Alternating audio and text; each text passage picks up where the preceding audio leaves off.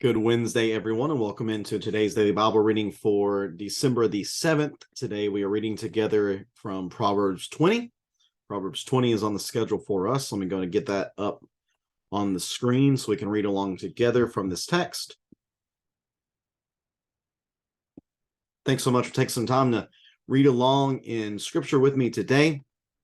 We're continuing our walk through Proverbs, and we have today chapter 20, tomorrow chapter 21, and half of 22 on Friday is going to be these continued short single sentence bits of wisdom that make up a large section of the book of the Proverbs. And then once we get about halfway through chapter 22, it's going to switch back to the kind of style that we saw in the first 9 chapters, where it's more conversational in nature. It's not these disjointed single sayings.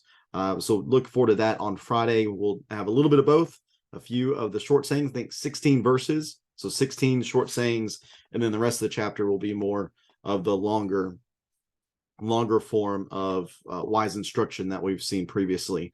But before we get there, we want to read here in chapter 20, beginning in verse number 1. After we read, I will give you my top 3 for today, and please feel free as we're reading through here, if any of these stand out to you, please feel free to make note of that and share that in the comment section. And would love to see what you have to think about these particular short sayings today. So getting here in Proverbs 20, verse number 1, wine is a mocker, beer is a brawler. Whoever goes astray because of them is not wise.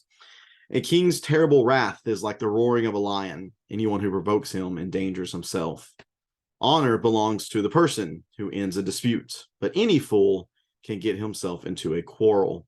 The slacker does not plow during planting season. At harvest time he looks, and there is nothing. Counsel in a person's heart is deep water, but a person of understanding draws it out. Many a person proclaims his own loyalty, but who can find a trustworthy person? A righteous person acts with integrity. His children who come after him will be happy. A king sitting on a throne to judge separates out all evil with his eyes. Who can say, I have kept my heart pure? I am cleansed from my sin.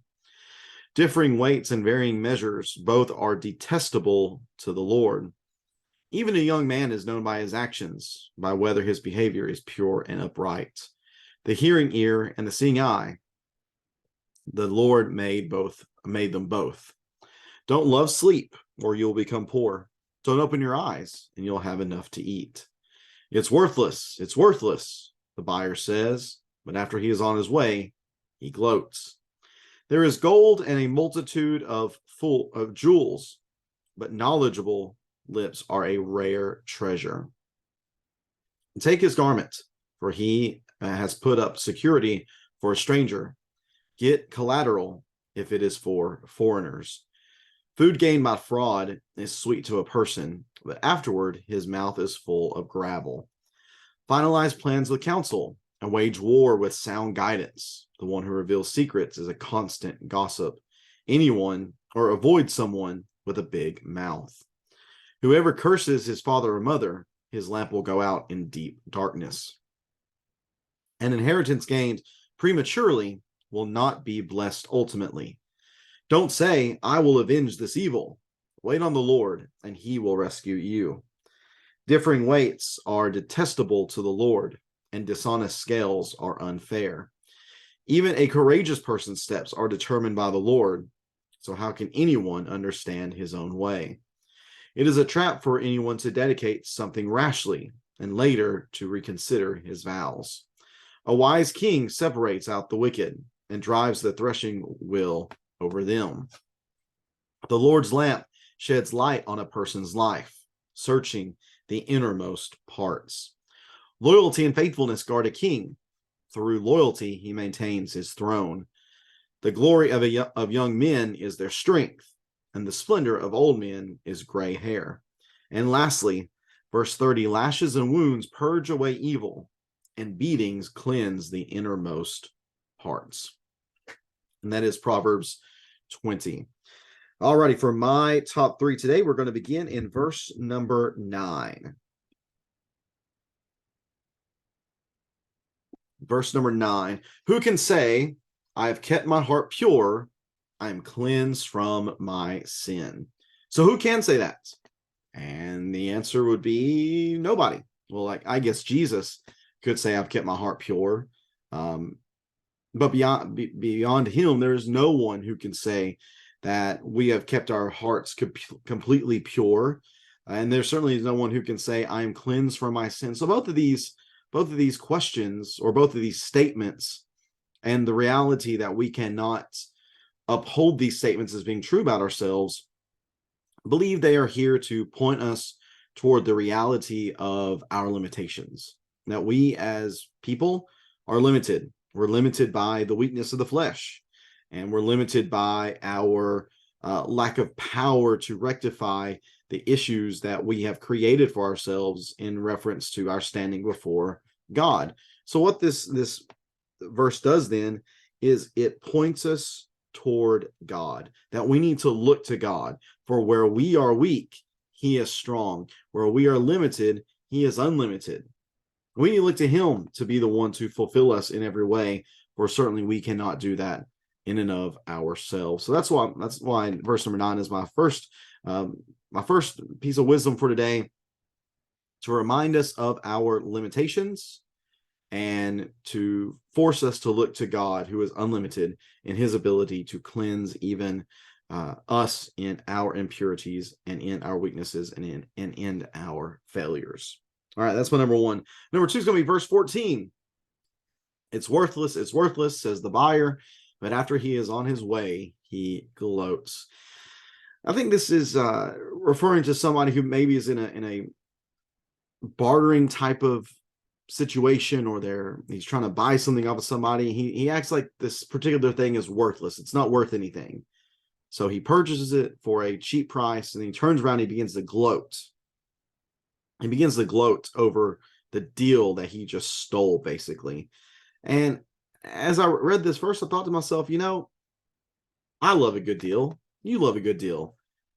But we also need to be fair, don't we? As disciples of Jesus, honesty and truthfulness are, or at least should be, chief pillars of who we are. And this reminds me that when we're going about in the process of purchasing stuff, we need to be fair. We don't need to steal things off of people. We need to be honest. Now they might still very well be willing to say, no, I know how much it's worth, but I'm willing to take this. If they do that, that's fine. But we need to be honest in our dealings. We don't need to be trying to rob anybody. We don't need to be trying to shortchange people. Our integrity is not worth a good deal.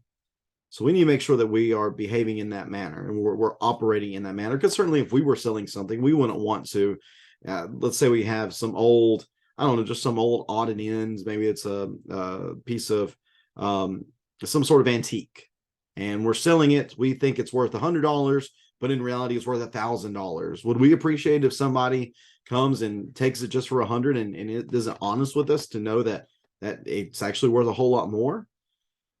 I mean, I wouldn't appreciate that.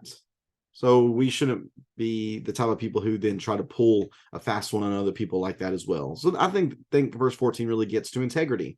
We need to be people of integrity, be honest with people, let them do what they want to with that knowledge, but just be open and honest and make sure that we are people who deal in the right way.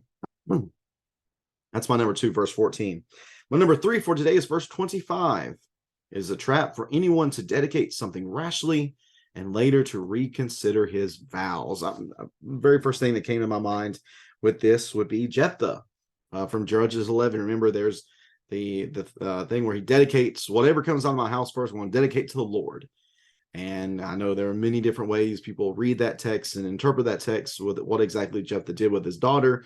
But the bottom line is that he was rash in his dedication, and that really came back to bite him. In whatever way you interpret, you understand what's taking place in that text, it really came back to bite him.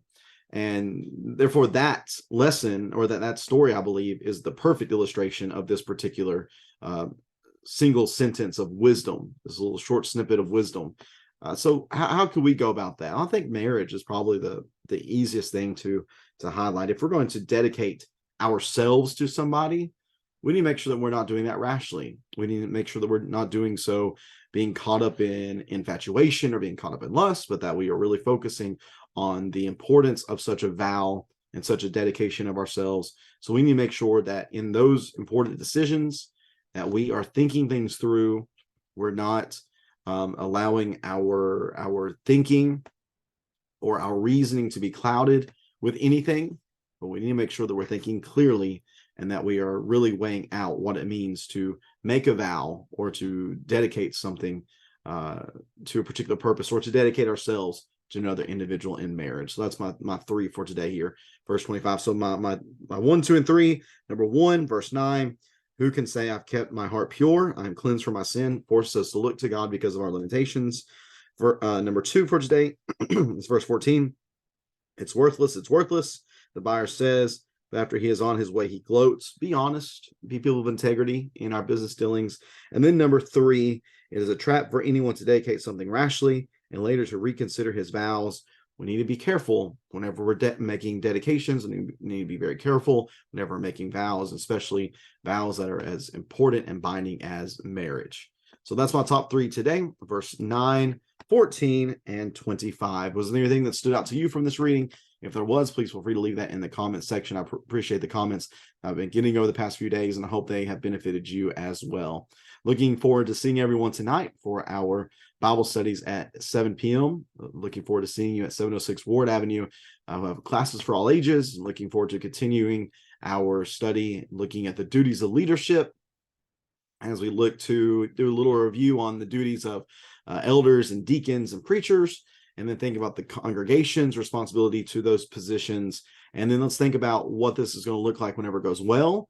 Let's think about what it's going to look like whenever it goes poorly, and work through those things as well tonight. Again, thanks for tuning in today for the reading. Looking forward to see everyone tonight. Take care and God bless.